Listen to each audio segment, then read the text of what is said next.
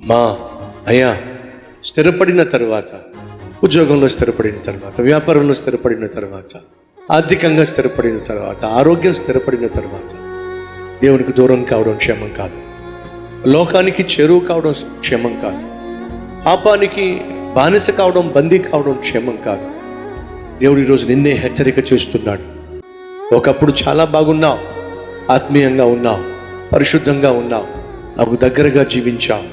కానీ నేను ఇచ్చిన ఆశీర్వాదాలు ఆధారం చేసుకొని రోజు రోజుకు దూరం అయిపోతున్నావు.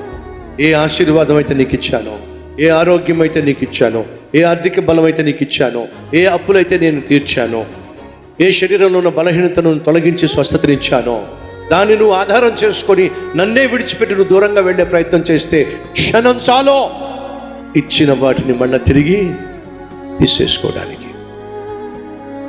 ఆ రోజు రాక మునిపే కృతజ్ఞత కలిగి, నేను నిన్ను దీవించక మునుపు ఎటువంటి ఆత్మీయత కలిగి ఉన్నావో, ఎటువంటి దీనత్వం కలిగి ఉన్నావో, ఎటువంటి మంచితనం కలిగి ఉన్నావో దాన్నే మళ్ళా కనపరచాలి అని దేవుడు కోరుతున్నాడు.